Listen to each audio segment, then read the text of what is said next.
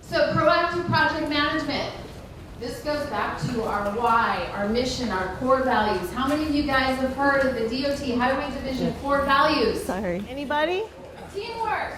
Okay. Kevin, yay! Teamwork is one of them. There's 5. There's 5, so 4 What do you guys more. think? Accountability. Accountability, safety. Accountability, safety.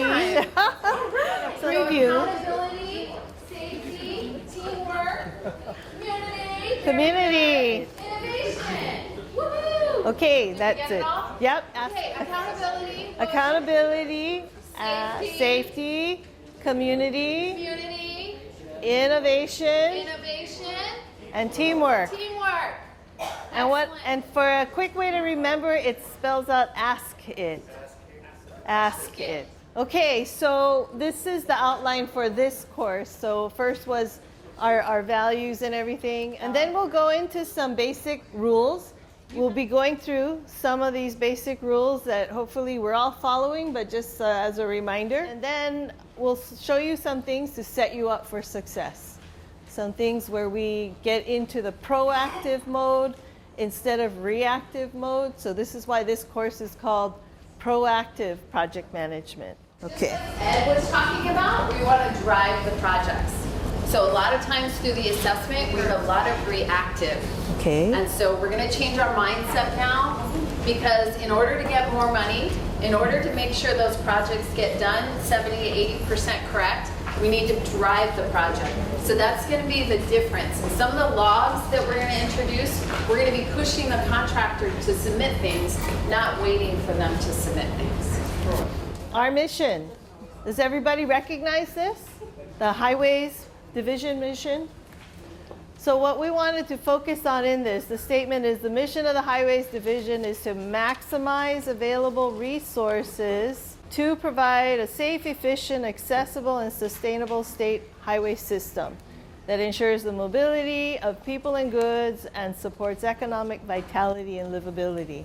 So that's a pretty big charge, and the part that we'll be focusing on is this maximizing the available resources in this course. There are your core values, right?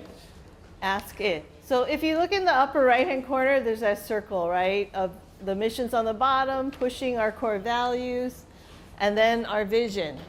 So the vision part is where we get a little closer to ourselves and we look at where we want to be. And in this case, you guys are still formulating that vision for yourselves. This is a continuing process that we're going through. And so starting with why we're doing everything is pretty critical. And these things that we've put on the slide are just very basic, and it may be too generic. But as time goes on, you guys will start to envision what those more concrete vision goals that you're going to be aiming for will be. So right now, how many of you know what your Oahu District core values is? Not a vision. You guys are in the Oahu District of developing it. So have you heard this?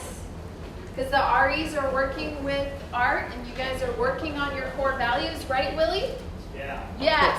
So Art, they're working on it, right? They're supposed to be. They're supposed to be. So do you guys know this? You're working on it. So these are the Highway Division core values. You all work for the Highway Division. That was Ed. He's the Deputy of Highways. You guys within Oahu District are developing your own. We talked a little bit on the 19th about why it's important in a shared leadership model for everybody to have ownership of what you're doing. So you guys are actually going through the process right now. I just wanted to make sure you knew that you were going through the process. So now, does everybody know you're going through the process, Oahu District? Yes. Yes. Field offices, just a reminder, work on it. Work on it. Factor 5, teamwork, you guys. Don't rely on just one person. Okay. So as we're talking about this stuff, maybe there are little ideas that pop into your head about what you feel your core value is with respect to accountability or teamwork or working within your field office. Because again, through the assessment, we found that that wasn't always happening, and especially between field offices. Everybody was working potentially in their little field office, but not throughout the district. And so as we talk about proactive team management, it's really all of you guys as a district working together towards the goal of driving projects, spending money to make sure that you get more money so you can provide more projects to the community. Does that make sense? So just remember that that vision is where you want to be, okay? It may not be there yet, but it's where you want to be. So on to some of my golden rules. These are just basic that you would think, you know, everybody would play by these rules, but it doesn't always happen. And so sometimes things like that picture are what you experience. And from the assessment, we heard a lot of requests for, can you give us training on how to deal with difficult people? And so this is just the very tip of the iceberg, but starting with these golden rules kind of gets you in the right track. And you don't know who the contractors are necessarily in this. These roles here, it could be you in any one of them, and we've seen that kind of thing. But basically, you know, including the contractor, right, we're a team. To get these projects out the door and on the street and built, they have to take a team to build, right? It's like having that village, right, to raise a child. So just keep that in mind. I mean, it seems very obvious, but I think sometimes we lose track of that. But that contractor is a part of that team with you. Then this other thing, it sounds so basic, right? Being honest, fair, and reasonable. But what we've added to that is having that mindset that this is the way you approach things. This is how you view everything within your contract. If you keep that in mind, that that's your goal. You don't have to win, okay? It's not about winning and getting the cheapest job done, the fastest. I mean, sometimes you want it to speed up, but things have to happen in a fair and reasonable way. And that's our goal, is just that fair and reasonableness. But keeping it in your mind, even in working together with your team, always remind yourself, are we being reasonable? Are we being honest with each other? So that is just your golden rule to kind of follow just in life in general, but especially in a contract administration type scenario. And timeliness, making sure that we do things when they should be done in a reasonable time frame. Not, well, this can wait till tomorrow even though it's an emergency. That doesn't work, right? But we do jump, right, when it's an emergency. So we recognize that timeliness is critical.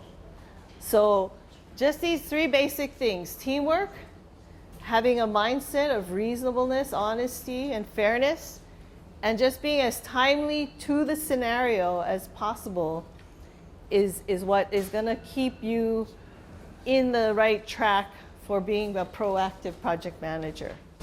Okay. And then I would add with that timeliness, because I hear, and we've heard it throughout the districts, that, oh my gosh, we're doing all these things, now we have to do more, we're doing more projects. Ask for resources if you need them. Of course, your supervisors and district engineer will evaluate that and try to help you balance that, but we heard a lot of that coming.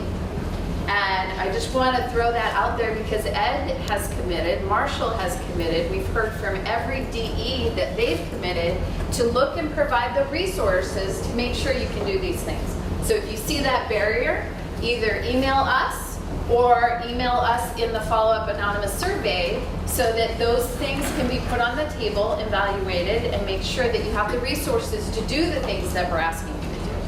So no more of this. We don't need to be antagonistic with each other, right? We don't need to just care nothing about it and just, well, she's doing her nails, I guess. And we don't have to be fearful. If we have this kind of a mindset and recognize that we're trying to do things as quickly as possible as a team. So on a project, I am the state and the owner. My opinion is the only one that matters. True or false? False. Because we're being honest, fair and reasonable, and we're a team, and we're all hustling to get things done as timely as possible. That doesn't really play to the question, but just repetition. So team, let's talk a little bit about team. Are these people part of your team? Yes or no? Huh? I didn't. That wasn't the question. The question are these people part of your team? Yes. Okay, so who are they? Do you guys know them by face? Who's at the podium? Who? What's his name? Jade. Who's over his shoulder? Ige, you gotta go run over there. Okay. And then I don't know if anybody knows who the policeman is, but basically the police force, right? They're part of our team too, because they're actually out there with us on our jobs. And then who's that over there? Between the policeman and Ed with no hard hat. Okay, so the one right in the middle holding the piece of paper. Anybody know? Federal Highways. Do you know his name? And then of course you know the guy in the hard hat next to Ed, right? There you go. George. George is in there with him. Sergio. Sergio. That's right. And then I think that's the contractor in the orange hard hat, right? Oh, what? Oh, Highway T. Okay. I didn't know who that was. That's right. Okay, so do you guys see these guys? You see these guys as your team? Yes or no? Okay, just making sure. So through the assessments, a lot of people knew the people in your field office. You didn't really think of anybody else as part of your team. And so Ed spoke this morning very strongly that he's part of your team, right? He is here to make sure that if there are barriers that are going to affect that proactive management, he's here to help. Art is part of your team. A lot of people knew Art for that. But George is part of your team, and Marshall is part of your team. Marshall will be here tomorrow. So make sure that these guys are here to help. I know sometimes it doesn't feel that way. I've heard the murmurs. When you say Ed's name, I see you shaking already. He's part of your team. So make sure you utilize that. Make sure you guys embrace all of these other team members, because they truly want to make sure you're successful. And everything we've talked to through the assessments, talking to the DEs, they are here to help. And so you're going to start to see more of them involved in your projects, just so you know. That's why we showed that. And Lab is part of the team, yes. Yes. I didn't have a picture with everybody. And we're all working, what did we say? Open, honest, frank. We're all working to improve this process. I know you have a pilot going on where hopefully that'll work well in that interaction. So yes, Lab is part of your team too. ND, NT, all those people. But this is a team we've recognized, in all of our offices, right? So do you guys see this? This is what we got from the assessment. So when we ask people that question about, okay, what's your day like? What do you do? Inspectors were the eyes and ears. We did throw the surveyors up there because you guys are somewhat unique, but we put you there because you're out there in the field gathering that data, very similarly to the inspectors. So no offense to not creating a special corner for you, but we're just saying you guys are the front line, okay, in the field. And then the project engineers, you guys had this super long list of things that you covered and did. And so we dubbed you the all-knowing part of this team because you have to know everything. You may not know everything, that's very difficult, but in the end, by the end of that project, you're going to know all the details. If somebody needs to know what's happening on a project, they're going to come to who? Well, so the reason why of the position is you're the front of the arrow, right? At the top, the inspectors. The tip of the arrow, right? And you're right there supported. You're supported by the two on the bottom, right? The project engineers and the resident engineer or construction engineer on On the neighbor island districts, they don't have resident engineers, they're just the construction engineers. The field clerks, are they the all-knowing as well? Yeah, the field clerks would be in the all-knowing. I needed to adjust that. You guys threw us off because you're so different from the other guys. And we did them first, so sorry I didn't make that adjustment. But yeah, so the field clerks in the office, right? They know everything going on, who's here, who's not. So they're part of the team as well in that. So the two on the bottom are holding the one on the top up, basically. But as a team, you're working together. So in every triangle, because I know DAGs, we had talked to them, okay, how does yours work? And some do wear dual hats, but I would challenge that the all-knowing still needs that advisor or approver.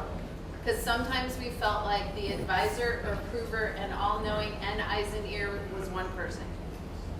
So just make sure, because everybody has to have that role, and even the all-knowing actually has to have that mentor, that advisor, that approver, because what part of this whole thing is internal checks and balances to improve your internal quality control, to make sure others aren't doing that for you, that others aren't dictating that for you. So it's important to have the all-knowing along with that advisor. If the RE is running a project, then it becomes a construction engineer. If the project engineer is running the project, then it's the RE. And having that balance, and I know sometimes it's not always comfortable, but your supervisor is your supervisor. They have that direction, and make sure that you are abiding by the advisor and approver. Again, we heard some of that through the assessment. There was frustration. If there's frustration, let's work together. Let's make sure we have empathy, and that we understand each other, and that we understand their styles. And that's why everybody, you guys have been filling out those profiles and those emails. Part of that is for you to understand each other. Because what I've seen in my career, a lot of that conflict just comes from the lack of understanding and appreciating each other. So we're doing that effort in parallel with this discussion on roles and responsibilities. Again, throughout the state, there was disparity. As we go into 100, 102, we're going to get into more detail, because Art has provided us with a list of kind of technical expectations that he expects at the various positions, and this is just the very beginning. Just a very general description of all-knowing. So what are all those all-knowing things? We'll go into more detail on that. The advisor or approver, what are all those things? And of course, the eyes and the ear in the field, because when we went through assessment, a lot of people didn't understand how you guys played as a team. So hopefully, we talked about that today, we addressed that today, but more importantly, if you don't get it, raise your hand. It's all about moving forward and having that open discussion about who's doing what. There was a lot of disparity on the neighbor islands. Some of the inspectors were doing way more than they probably should. There were some inspectors that weren't doing enough. So when we talk about that consistency through the state, that's part of the reason of this discussion. So all the pieces right now are apart, but you guys come together, right? And work together. Ooh. So right now, when it comes to submittals and material summary, how do you guys see yourselves playing? Inspectors, what are your roles? Inspectors, don't all yell out, but raise your hand if you have a comment. How do you guys play in this? How do you play when it comes to submittals? From inspection and survey, what do you have to do with submittals and materials? Sample. Samples? Sample. So I heard What? JC cards. JC cards, physical samples. Anything else? What else do inspectors do in regard to the submittals? Field verification. Field verification. The submittal and the technical material. So you're gonna check? Wait, did the inspector say that? What was it again? So the submittals get checked, verified in the field, the materials. But then that's the materials and submittals, right? So the cut sheets and everything that's going on in the field. Okay. That's field verification, eyes and ears, what's going on out there? Okay, how about project engineers? What are you guys doing with regard to submittals? Keeping a log. Keeping a log? So keeping a log for project engineers? What else? What else are project engineers, what else are you doing? Reviewing? Can you yell it out, Kai? So he's saying CPMS right now, Okay. but there's going to be another system, secret magical system. CPMS is converting. CPMS, but basically that's your documentation, right? And we got a reviewing over here. Log, right. CPMS, and then this magical thing that's coming. Who's that? Gordon? Econ. Is that Review and reject. review? Oh, review and reject from Gordon. Is that golden rule? Review and approve or review and reject? Approve or reject. Yeah. Just reject. Or This is DAGs, right? Okay. How about REs? What are you guys doing? What are REs and construction? Are you playing at all in submittals and materials? Marvin, you look like you're burning. You're burning to say something. What are you doing in regard to those? What's your role though, as an advisor approver? push together procedures. Oversight? Okay, oversight. Push. So for the RE, we've got oversight. Oversight. of Oversight of the process. Leadership. what? Leadership. Managing, leading. Anything else? How about, what else? Teamwork. Building a community. I love it. Community. Okay. Teamwork. What was that? Community. Signs. Okay, sign and approve the submittals. Okay. Approve them. Oh, wait. Sign and approve. Sign and approve Is submittals. that the same everywhere? No. The REs do that? The lab does it?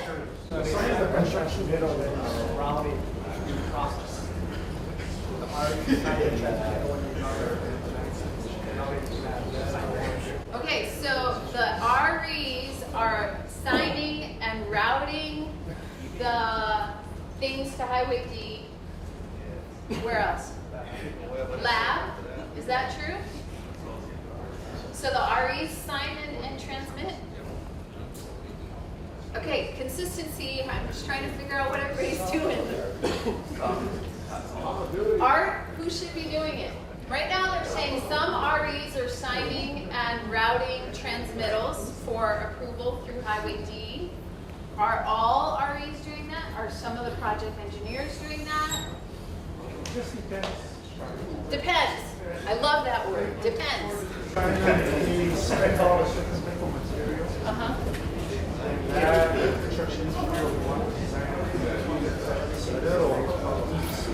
Right. Okay, so if it's, so say you want the designer's concurrence. Who is signing the transmittal? The RE. Is that true? I think it becomes all in the future, maybe, but we're talking past tense whole system. Okay, let's talk about where we want to be. So just we're laying out the consistency. So do you want the REs? Hope we have enough confidence in our project engineers where they can sign the transmittal initialed by the RE as a verification they agree with. Well, normally the current old system is the designer may review or consultant may review. Right. And then once they give their recommendation, it goes to the check office for construction engineer. Okay, so that was like if acceptance or rejection of a submittal from the designer, let's say, right? And then we route it to the designer. The project engineer is signing. Maybe if they're new or at a various level, the RE may initial because we want them to be the all-knowing and all-doing.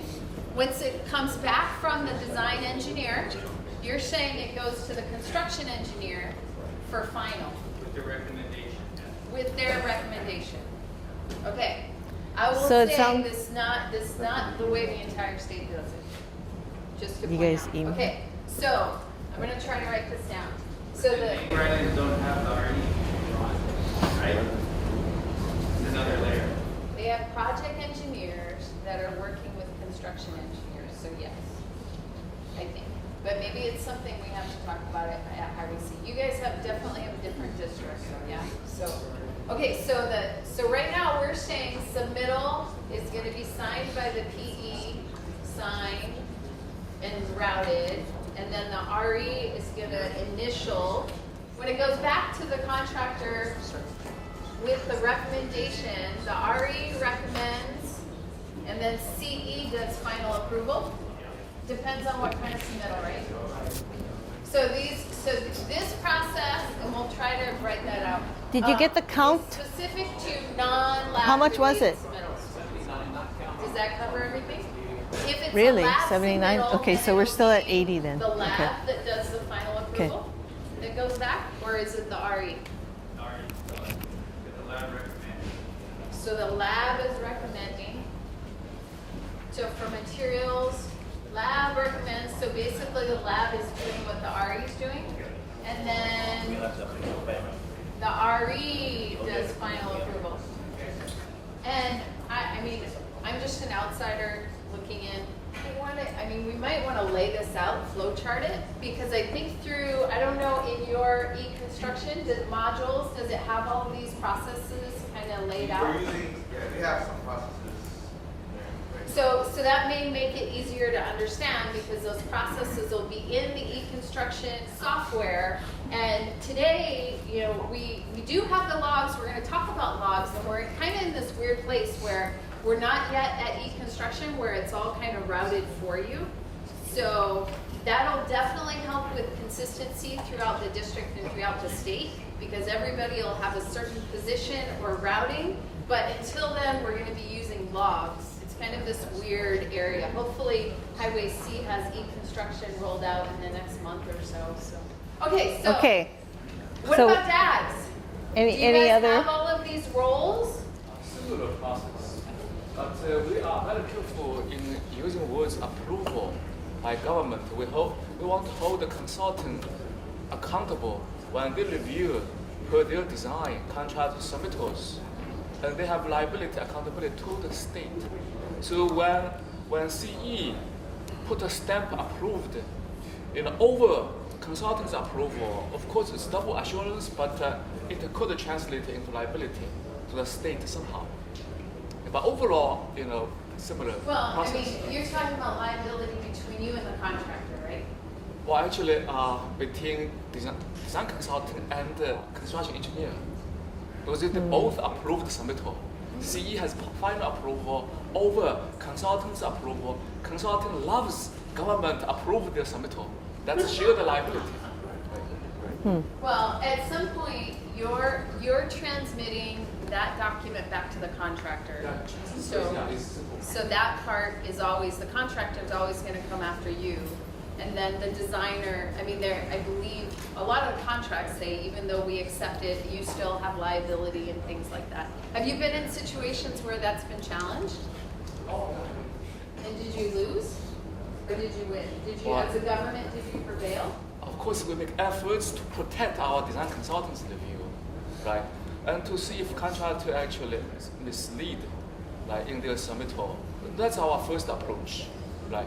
But just like we talked about earlier, we have to be reasonable, we have to be fair in settling disputes regarding material approved by mistake or contract submitted with deviation without notification. All kinds of reasons would impact the final, outcome. Right. Did you guys hear that? So basically, he was saying with being careful between the designer approval and the government's approval. But basically, there's always that, when you're looking at material, did the contractor submit it? I know, where's Willie? We have that issue, right, where they put in the wrong coupling. So did they put in the wrong coupling by the mistake, or was it on purpose? And so we have to sort that out with the contractor. Then we have to go back to the designer and figure out, is this actually gonna work? Then since they put it in there, or do we have to remove it? Is it absolutely incorrect? So we have to sort those things out and having that fair and reasonable mindset. Okay, so does everybody kind of agree? Is there anything we're missing with submittals and materials? Yeah, there's one thing. There's a process where every project is different. And you need you need a list of all the materials that you got to remind your contractors. Sometimes things might be missed. Yes. So I think Lab was trying to work on a list. Every project is different. And we'll go over that list Yeah, so Also. we're going to talk about that list, but we've expanded that list. Yeah. Based on Art's urging and recommendation, we're including not only all the materials things, but everything in your special provision and in your spec. And it's going to be called a master submittal list. So we'll talk about that. But with the master list, you have to Careful, watch out for the cord. individual projects too. Right. Yeah, so I think when we talk about, and that's why I love e-construction, because you don't have to know all of this. You'll know if it's a material that goes to lab and they recommend. You'll know that if it's the RE recommend or going to design, all those processes will be laid out in the software. And so we won't have to guess or think about it. I think we've captured most of it here. Yep. The only thing that I would circle back on this field part is to make sure not only do they have the physical JC cards and the verification, but making sure they have the log as well. I think sometimes that's the piece that inspectors may or may not always have everything that has been approved or not approved. I don't know, you guys have CPMS, so it's a little bit different, but on the neighbor islands, because they're still using Excel spreadsheets or paper, there was a miscommunication. So these are our answers. I put them up because it seems like you kind of got all of them already. So, again, Kai mentioned studying for surveyors and inspectors, studying this submittal log and knowing what is coming. Yeah, is going to be part of the process if it already isn't. And reporting back to the team on the status of the work activities and the status of the site itself with regard to any of the survey information that needs to be checked. And then the verification, it's called the check work against submittal data. Again, with the project engineers, somebody mentioned the log and setting that up and being ready for what's coming, managing the submittals as they come in from the contractor, getting them to where they have to go. So that's the processing. And getting to that approval acceptance level with those submittals is all on the project engineer's kind of list of things they've got to get done with regard to submittals. And then with the resident engineers, we're talking about tying the submittal process at pre-con, setting a tone early on with your contractors. If your REs are not already a part of that process, sometimes the project engineers have been taking on that leadership role at the pre-con. But right at the start, just making sure that our contractors are aware that this is our process and how we need to proceed, right? Then managing the workload. If suddenly tons of submittals come in at the beginning of the project, right, there's a load that's dumped. We need to talk resources, and that's where we're saying we need to talk with your REs. You need to talk with your REs and your management on how we're going to get these things done as timely as possible, because we don't want to take the whole project to review these things, because we know these things need to be ready and approved before the work gets done, right? So this is where our REs, construction engineers, are going to help us with managing our workloads. But we got to speak up and say when we're overloaded, right? When that wave of submittals is coming in. All right, how about RFIs and deficiencies?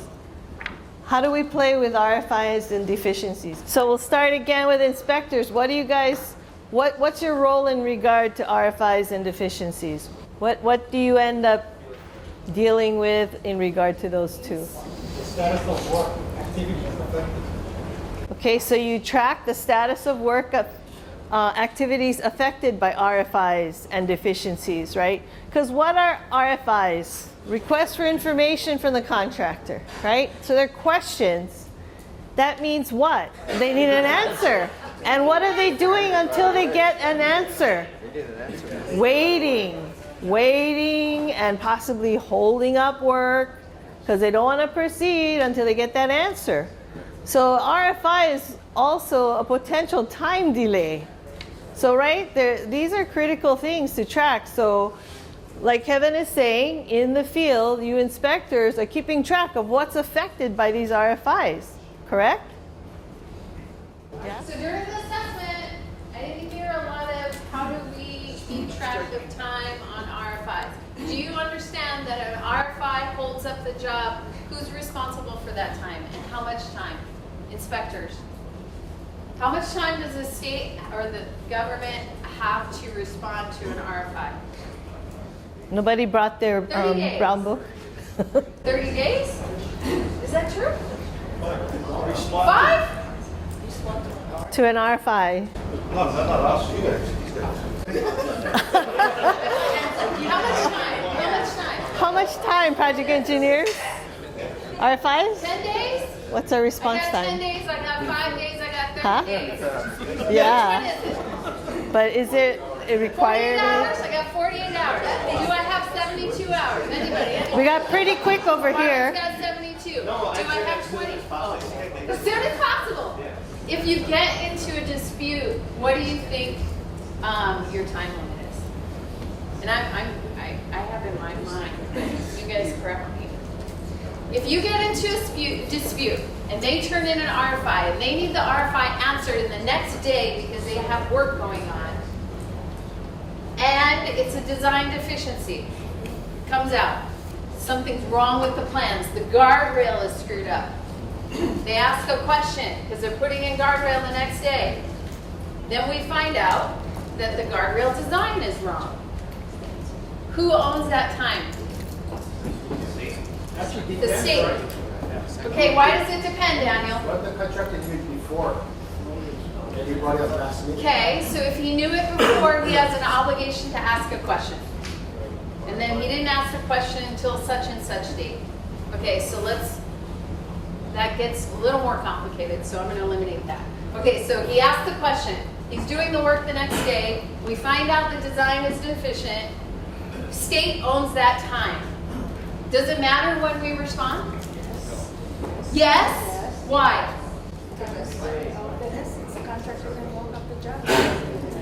The contractor can walk off the job, yes, if he doesn't get an answer. Most of the times they're not going to do that. But what is the other critical part? And the reason I'm belaboring this a little bit is because this builds upon where we're going. The work has to be on a critical path. Critical path is what I'm looking for. So if it's an RFI and it's not on the critical path, we want to get it back as soon as possible. A lot of it will depend on the answer of the RFI. Is it our responsibility or is it their responsibility? Is it a clarification? So when we said it depends, so much of that it depends. But you want to get it back as soon as possible, and if it's on the critical path, we start to own time depending on why that is an issue. Yeah. Now, Yeah. we just said the I'll get you a inspectors, ticket, don't worry. all of that starts in the field. So Daryl needs one right here. Schedules and why this is all important. Because when we start talking about schedules, the most Okay, 2 important tickets, is Kelvin either and Daryl. critical path or potential parallel critical paths, and tracking Oh, there, delays Daryl? on those critical paths. And when we did the Everybody. assessments, a lot of the inspectors and field people didn't feel like they had anything to do with schedule. So I'm stressing this because the schedule impacts actually happen in the field. And if you guys aren't tracking it, the all-knowing guy isn't going to know, and the approver isn't going to know. It is so important that you guys say, hey, this happened, or you say, you know what, they knew about it 2 months ago. So you make sure you settle all those issues as soon as possible and start tracking time. When we talk about schedules, we're going to start talking about all of those disputes and when you track the time and when it started and who owns that time. Very simple schedule tracking, but it starts in the field most of the time. And where does the field make this documentation, or how do you annotate this? Diaries. Who said diaries? So in your diaries, you're going to make note of activities that are starting to get slowed down or potentially impacted in the future, because you guys are the ones seeing this stuff happening in the field. So this is how critical you guys are in keeping that documentation and recording and being the first ones to know what items are the most critical and what is really happening. If it goes to dispute, either it gets elevated to Art, and then it goes to George, and it goes to Marshall, and it goes to Ed. What do they need in order to make an informed decision on what a settlement should be? Documentation.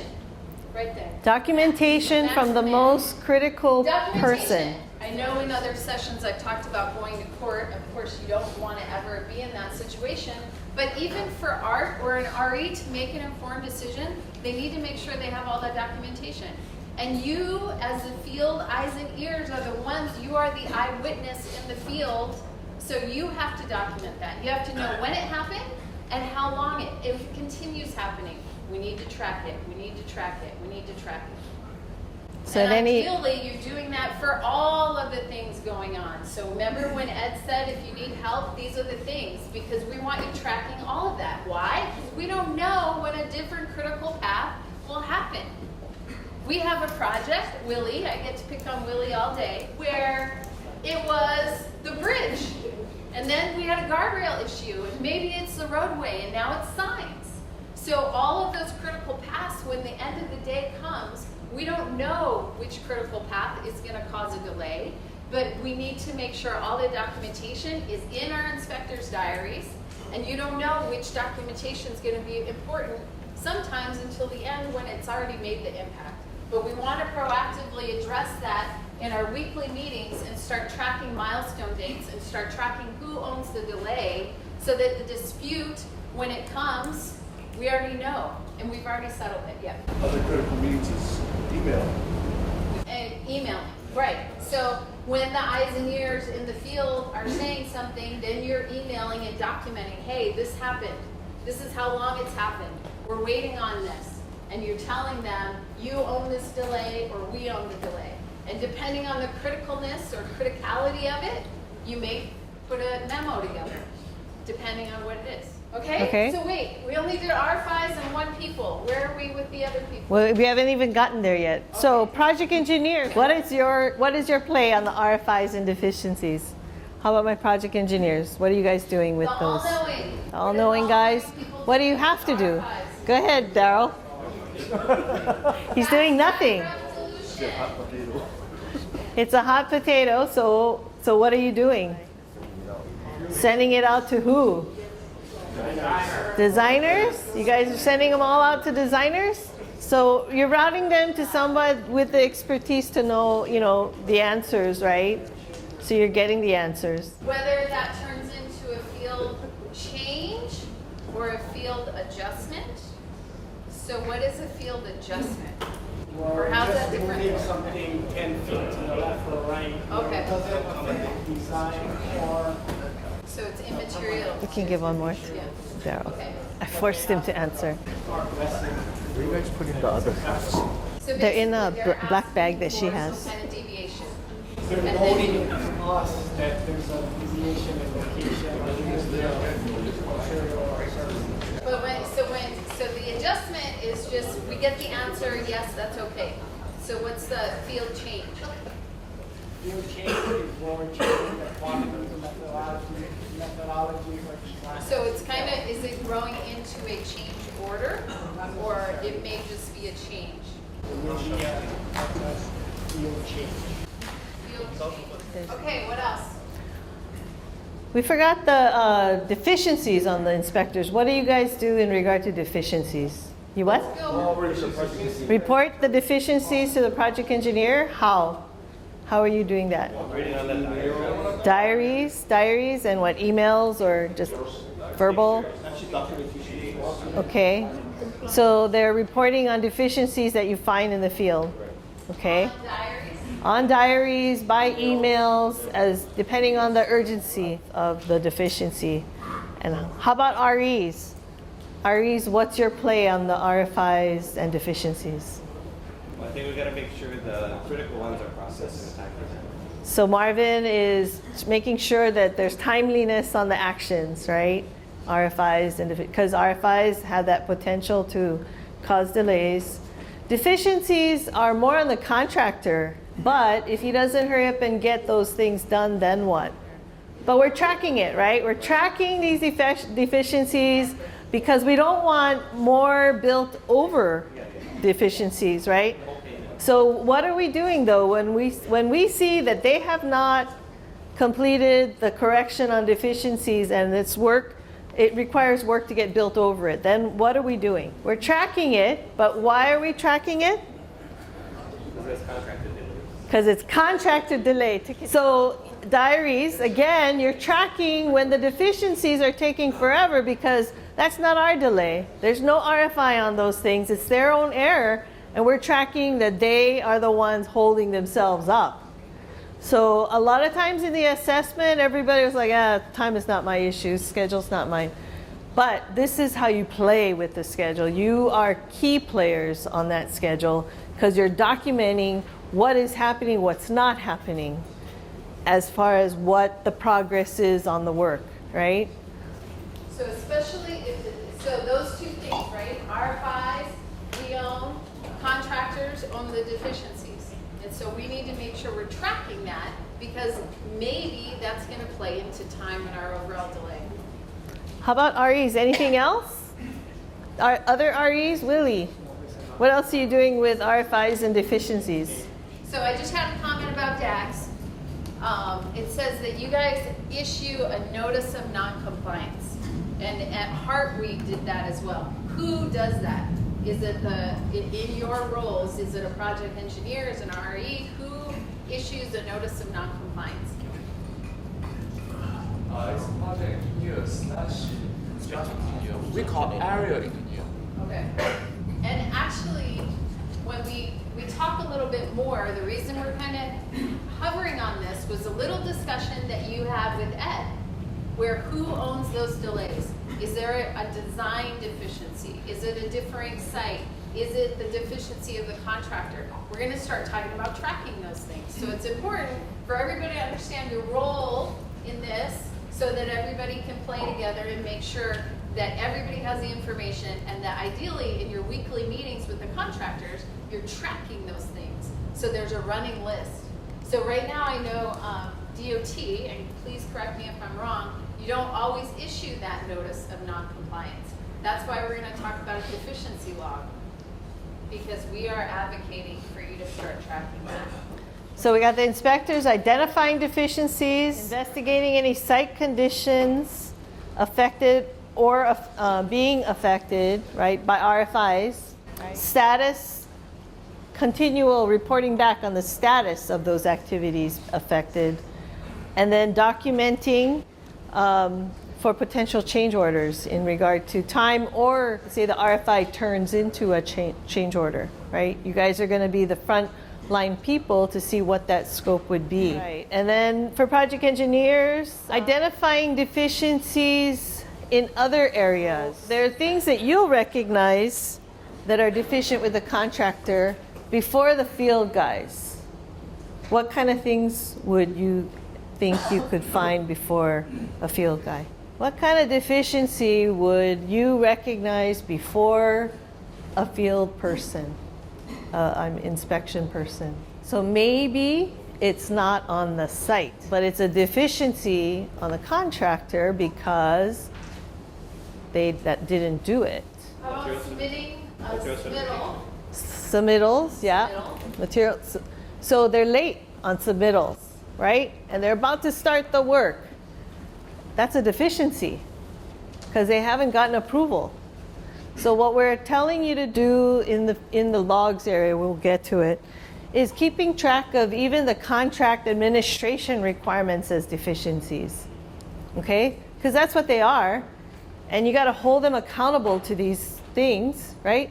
So just keep in mind, deficiencies are not just the quality stuff in the field, okay? They're also going to be deficiencies in the contractor's administration of the contract. He is performing this contract. He has a ton of requirements. Submittals is this huge list. And our specs are not that easy. They are kind of like this minefield of submittals hidden in different paragraphs.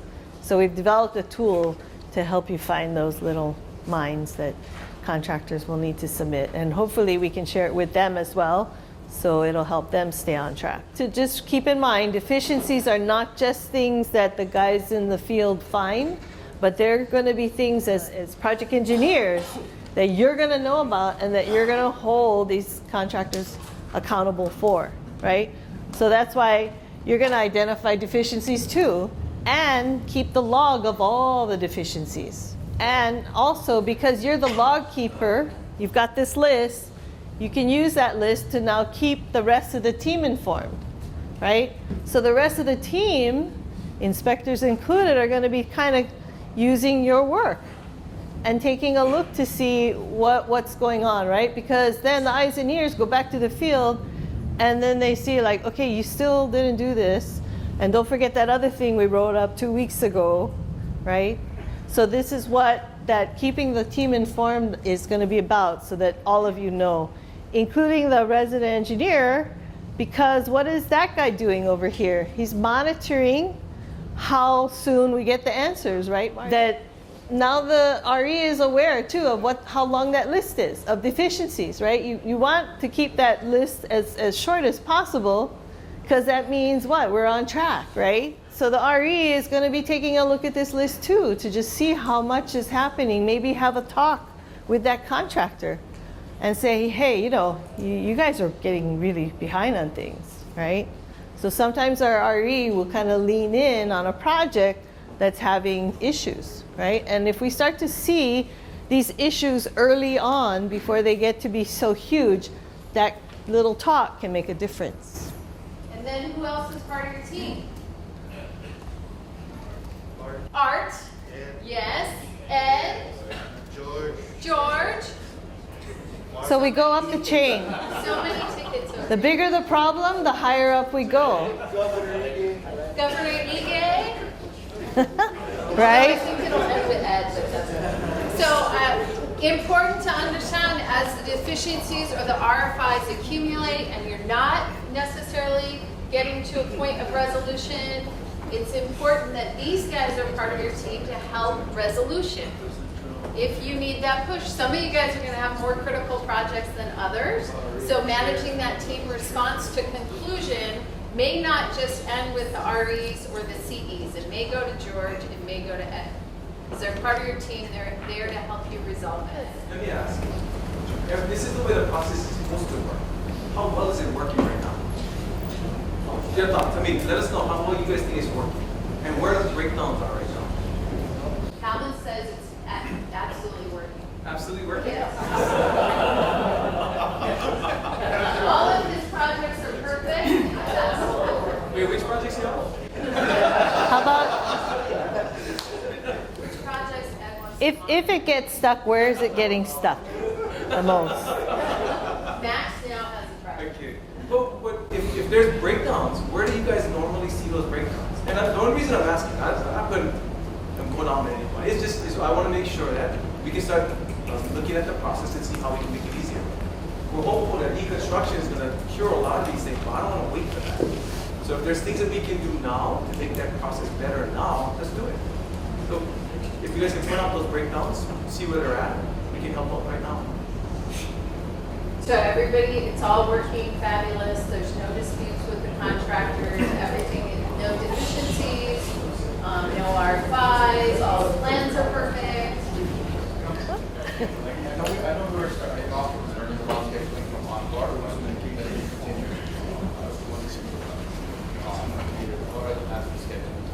So in the next module, we're going to talk about very basic milestone scheduling. And what we're looking at is how we integrate e-construction with potentially having scheduling programs, because DOT is going to be rolling out a lot of software and learning. So I don't want everything to overload you. So when we talk about milestones right now, when you get a schedule, number one, are you guys all getting schedules from your contractors? At least on a monthly basis. Yes? Raise your hand if it's yes. Raise your hand if it's yes. You getting a Raise your monthly hand if monthly it's a good update? schedule. Okay, I'm not asking if you read it, I'm just saying, are you getting A it? schedule that they always follow, Okay, pretty much. So a few hands. So I see hands, I don't see hands. I think part of it is we have to work with the contractors for them to understand the expectation. That we're getting schedules because we need to track certain items. Because on my project right now, I don't think that's happening.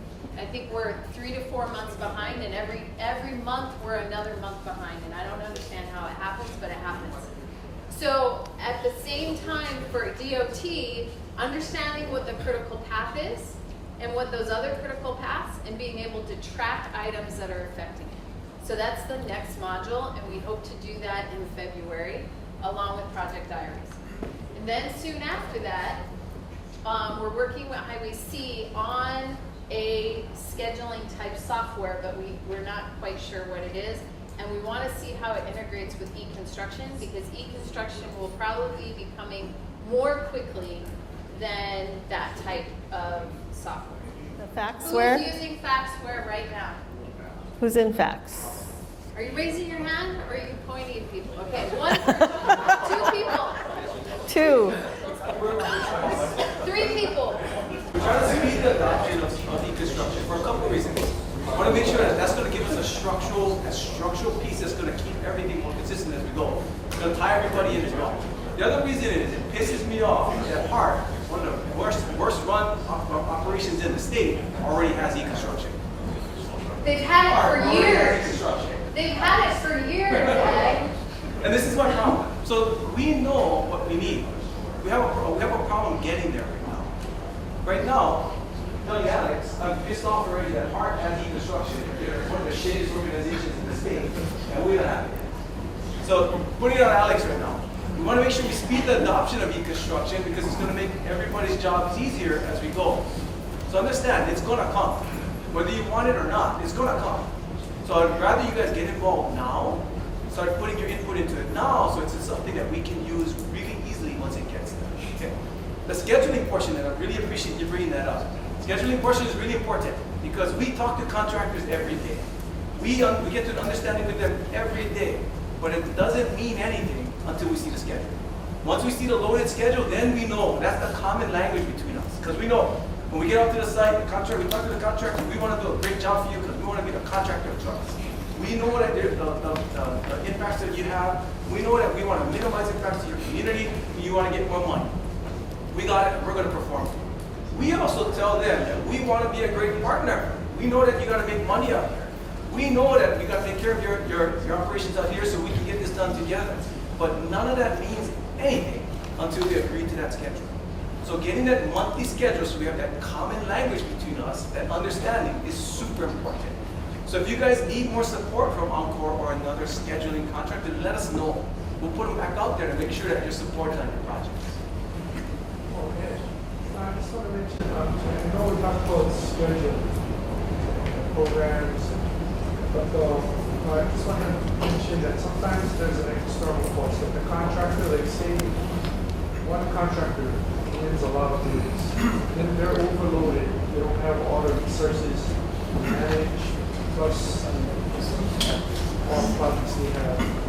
But if the state and the city and their part, they are utilizing the same contractor, it makes things hard. Even if they get a schedule, the contractor may provide something that we see in the initial submittal as being okay, but that may be impacting the schedule.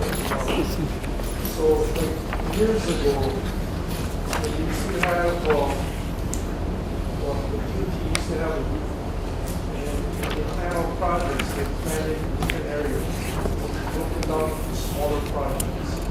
So you have a lot of opportunity for a lot of contractors. I'm not sure if the department itself is looking at when contractors submit their bids, how much of a load each of the contractors are. And that's a really good point. So what we tried to do in the past, remember, I mean, all of you guys can remember, in the past, for the last 7 years, 8 years or so. Talk about the 90s. Yeah, well, from back then. What you saw was every year, all of our DOT projects came on at the end of the fourth quarter, the federal fiscal year, right? So we get nothing out throughout the whole year, and all of a sudden, in the last quarter, we get 100% of our projects out. So $300 million went out in the fourth quarter. All our contractors bid on $300 million worth of work in one quarter. To make sure that we minimize those types of potentials, we started spreading them out to ensure that we get about 40% in the first half of the year, the federal fiscal year. Between October and March, thing. the first 40% Everybody of the signed projects in. go out. Then we get another 30% out, so 70% are done leave that 30% in the final order. When we start spreading out the bidding list, that. we started seeing more contractors getting more work in different areas. Give it to We try to Ed. spread it out. Now, I don't think there's any way we can go away from, or get away from the potential of one contractor getting all the work. I mean, in reality, a lot of the contractors will bid no matter what, right? When a project comes up, they won't bid on the project. There are some contractors now that are seeing that they don't have the capacity to bid on any more projects, and they're backing off on it, which is a good thing. Because we pulled the bond on one of them, they tried to get on the project. But from there, so after we did that, contractors are shying away from bidding on too much stuff. That being said, there are still contractors that are overwhelmed by the amount of work they have. And the bottom line, and my formal answer to them is too bad. We have a contract. We have a commitment to the community that we're going to get this project done in a certain time frame. Anytime we delay anything on the roadways, we start impacting more communities than we should. So our projects have to be the priority. I think you guys have seen, over the last 4 years or so, we started minimizing the time we're providing to the contractor to their work. Initially, we would say, we put out a contract on the roadway, we're going to automatically 2 years. We give them 2 years to build the project. Because the thought process on the design side was, the more time we give them, the better price we get. That's not the case. The more time we give them, the more time they would pay. And they would use our projects to stage their equipment so they can do work for other areas. That was always the way they did things. So we're trying to minimize that so we can minimize the impacts that we have on our communities and get the work done a lot faster. So when we have a contract with the contractor, I want to hold them to it. I just want to point out something to consider. I mean, like, say in the past decade, resurfacing projects, we had a lot of concentration on resurfacing projects. And we had so many Indian companies, so many shipping companies, and so forth. They have to do a lot of work, a lot of items, all at the same time. It's hard for them to provide their resources. Like, in the 90s, there were different types of projects. So you have to spread out not just resurfacing, but all different types of projects where everybody will have a project. Every contractor will have their responsibility to provide the resources. But in the recent decades, by having a lot of resurfacing projects all at the same time, city, state, park, that takes away the resources from those companies and say shrinking companies. They're just jumping here and there just to get something done. That makes things hard. I totally understand. And I think in the past I know, 2 years, can I hear you? It didn't help that, it didn't help us, that the city was pushing, had a really big push in resurfacing. And I don't know how to get around that, because we still have needs that we're going to fill in the system. We still have conditions that we got to improve, otherwise we get impacted by federal highway funding if we don't deliver on it. So we can definitely tie in better with HAPI and with other industry partners to see what the capacities are in those different areas. But I don't know how we get away from providing the improvements that are necessary in the system because of that. I mean, we can try to see how we tie it in with the city and the other companies as well. So getting back to the RFI and deficiency, I just wanted to point out the last thing is that the project engineers, you guys are getting the answers back to the contractors, right?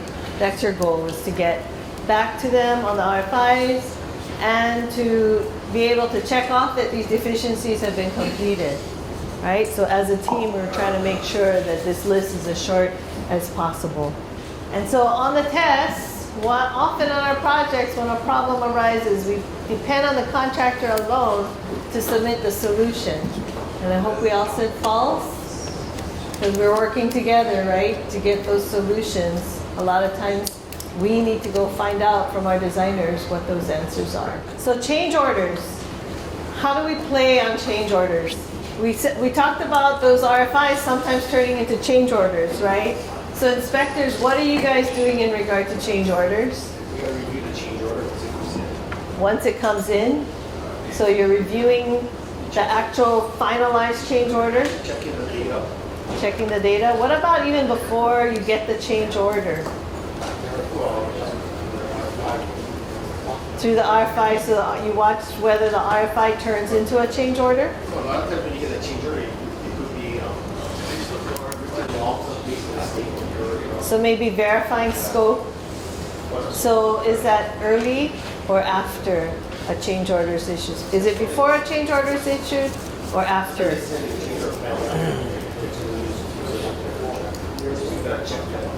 Okay, so what I'm hearing is the verification of the change after it's issued. Inspectors can assist in the development of that change order by quantifying the amount of work with the Scope, yeah. So you guys are Helping out to there define the scope of work. defining that change order, right? You're there when The it happens quantities sometimes. and size, the scope. So you get eyes and ears in the field, yep, scope of the work. measurements. Sometimes the surveyors are gonna go out too to verify stuff.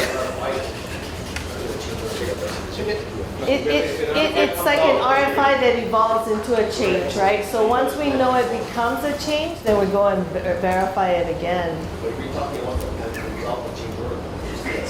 Well, when it becomes a change, yeah, is what we're talking about. How about project engineers? What's your play in change orders? Anything? You gotta do it.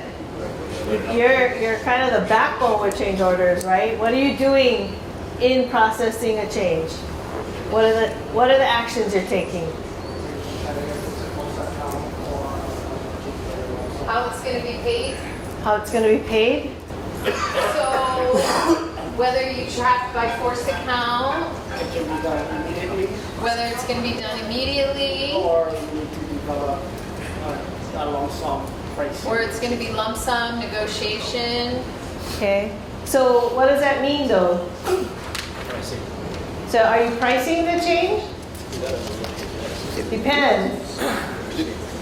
So are you requesting proposals? Or you are just getting handed those? Are you doing an independent estimate?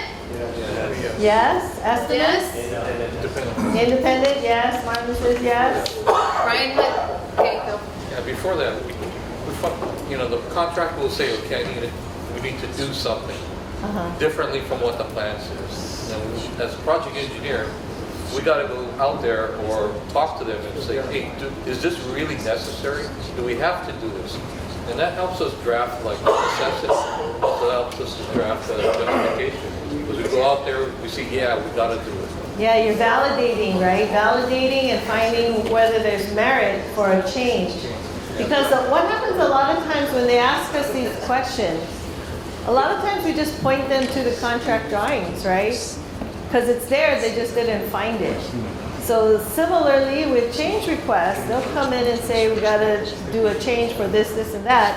And then you guys start digging, looking through the plans, and you're like, no, it's right here. It's part of the contract. So you're validating whether this is truly a change or not. That's a critical piece. And then the REs, what's your role in this whole change order process? You're approving? Are you looking at whether this is a valid change at all? So before the cranking machine for making a change order happens, you get a chance to weigh in on that piece? The validity of the change? Several iterations. Okay, so as a team, you're talking about these things? So when just Cal was talking about verifying that it's a change, that there was merit. Right now, does the RE get involved at that point? Yes. Yes? Sometimes, it depends. Sometimes. Depends again, yeah, because the 2005 spec, there was a time when the department decided if the process of something needs to be done now, then we give a written directive to the contractor to proceed before the change order is made. Because sometimes the contractor may not know how much work is going to go into it, they can't price it, so then we track it. Then we determine the change order afterwards, the value and the time. So But we're sometimes- tracking it by force account. Well, not really force account, we refer to it as a tracking worksheet in a similar fashion of a Right. force account. So is that, let me think, But is that's that just allowed by your specs? Yes. But, Is it? Yes. If it's a written directive by the RE, if the It's a work written needs to be directive. done, Let's say it's over $50,000 worth of work. well, then that might change. So But it if it's- depends. It depends on the value of the work. So in order to get the value of the work, what do we have to do? Well, sometimes the contractor may not be able to figure out their costs and their impacts, so that's why it's tracked with that. Right? But what do we want to do on our side? Well, we If have- they can't figure it out, what do we need to If do? it's something that we discussed with the designer that it has to be done, then either you're gonna have them start doing it if the plan comes out, or you might have to stop the project and then cause delays for both parties. So you have to evaluate that, right? Art has a comment. What's the comment? Go force the count. Go force the count. Get an agree. You don't have a line item. You're not gonna forward price it. Go force the count, issue a change order. So you can do a change order with an allowance or a force account item and track it, and then that way you can pay them. When they do the work, you can pay them under that force account item. That's the thing. Before, some of us would refer to it as a tracking worksheet because you wouldn't have a contract item. Okay, Track. so we'll talk about that in change order class, but I understand what you're saying, and we'll address it there. Okay. But I want to go back to the other thing with the merit card. So Cal said that they determine, the project engineer figures out if it's a change or not. What does the RE do? Do they do anything at this point? Well, he's gonna sign the authorization if he deems it as something that has to be done. On what? When does that happen? Well, we have to draft a memo and for our resident engineers to submit it to the contractor. So is the RE providing the field direction to proceed? Or is the PE doing that? He should be involved in the process. So he's aware of the process? Is he drafting and signing the memo? He should be signing, maybe not drafting, I don't know. But I'm asking, again, who, PE drafts are excited. okay. So even for any directive or memo, so memo, I'm gonna call it a field directive. That's you guys, and you're signing, and then over here is drafting. And like Art said, the REs are involved, they have awareness, but maybe they're not the all-knowing. They're more in that approver realm. So I put all the answers up, but I think, we covered a lot of this, but basically, that's what you were talking about with the resident engineer, the review, approve, the merit and scope, getting involved in maybe contentious negotiations, right? Helping out with some of that. And then, again, if things get even heavier, where else do we go? Beyond the triangle, right? We go up. We go to Art, and then we go to George. Because some of these Go to Marshall. negotiations can be pretty tricky. Okay, but in the end, you're the reviewer, approver of Dana. the final package. Dana has questions. Question. I'm sitting here and everything is kind of like me because I'm just a clerk. Okay. But the whole thing is I'm involved with my guys. Okay. So sometimes my REs get frustrated. Okay. And so where do they get their support from? That is my question. So if Dana they're going to go and maybe find the contractor. So where do they get their support from? Who's going to really support them? So Dana is asking that as some of this is new, she doesn't always get involved in those processes, but does see it throughout the office, right, where there's frustration and they don't always feel like they get support outside of their office. So the question is, where do the REs get support from? Or project engineers? Or the project engineers. So going back to that project engineer, the REs, and then Art is saying me, Art's saying he supports them. Art does. So Art does, and then who else right next to Art supports them? Sergio. Sergio. And then who else right next to Sergio supports them? So let me ask, when you guys are having difficult times with your contractors, how many of you are very comfortable in saying, I'm going to apply to LDs, or I'm going to hit you with these fines or whatever it is? because I know I'm going to be supported by everybody on top. So did you hear that? He's saying, how many of you, if you're going to be in a difficult situation, and I think that's what Dana's loaded question is about, that there's going to be a conflict, and they're going to have to go head-to-head with the contractor. How many of you feel that you get support above this level? No, I see no's. So those that don't feel supported, what have you seen in the past? Why do you not feel supported? Yes. Now, the contractors really kind of screw up. You kind of get up paperwork when I find them. It goes up, somehow outside says no. So he's saying they put their documentation together, it gets elevated, and somewhere along the line that decision is overridden. Has that happened in the last 4 years? Has that happened in the last 4 years? Yes. Yes. On which project? And the reason I'm asking that, I'm not trying to point, I want to know. Wait, you go ahead and honest. No, seriously. You're going to move forward. Bring them all up because I want to know kind of where. What project? Leaky. So on Leaky, what happened on that? They were supposed to be fined. They were going to be fined for what? Was it a LD, liquidated damages? Years about that, but it caused a lot of frustration because they really work hard on the paperwork and everything. It's let it go. And where did it stop? Where did the so we're going to hit it with LD? I don't know what it was Do you guys for. know? So the show is still going through it. Yeah, it's still going through. We have to negotiate a bunch of stuff, but it's not So- that there's no LDs or there's not going to be any fines, but it's still ongoing. So it's not that it hasn't been overridden, they're still going through the documentation to see what's justified.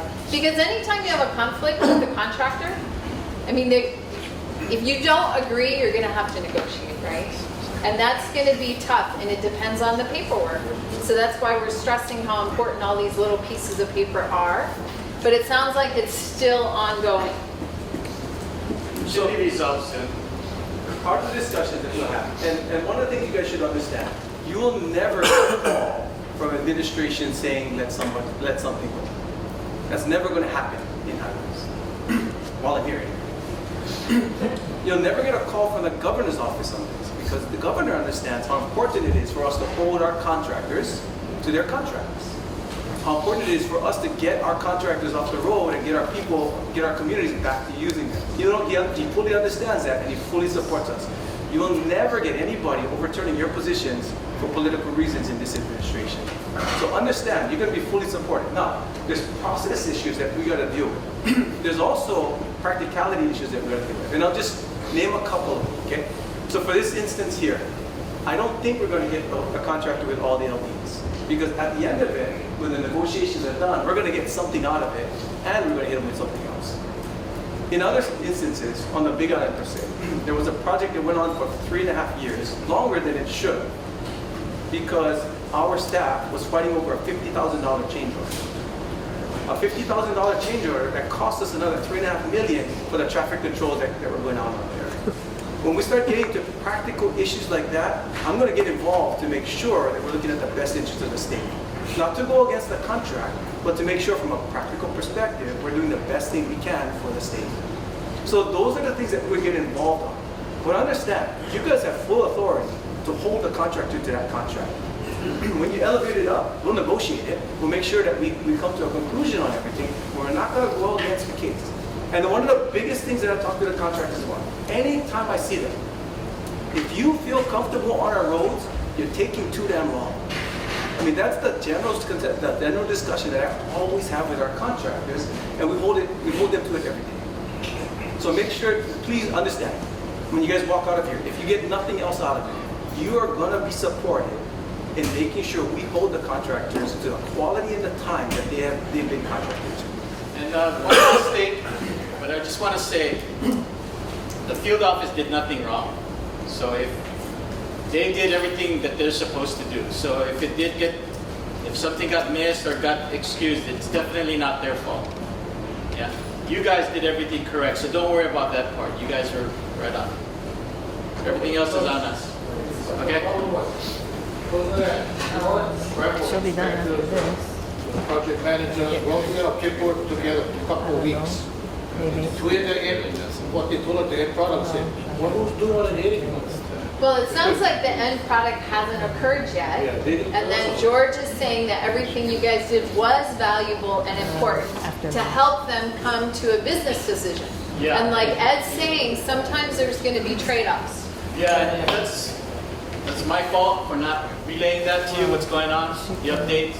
But the information was, I mean, it helped us to get to where we're at. Again, yeah, you guys did well. It was us. If there's anything you feel is wrong, that's me. Okay? So.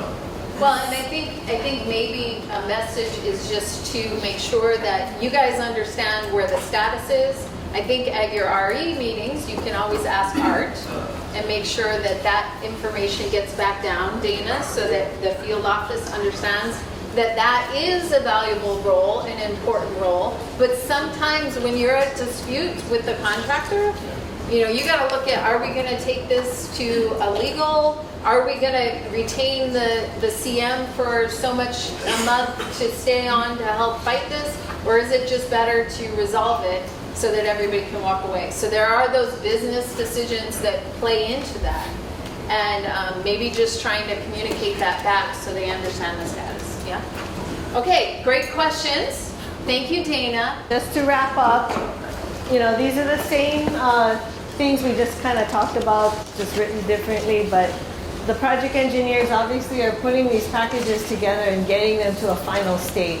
And communicating throughout to make sure that what's happening in the field that our inspectors are seeing is accounted for within these packages too. And of course, elevating as we need to get to that final settlement if it's getting stuck along the way. So as a team, you know, we need to be constantly communicating about these change orders because they're the things that can get things stuck. And we need to keep them moving to keep the project moving.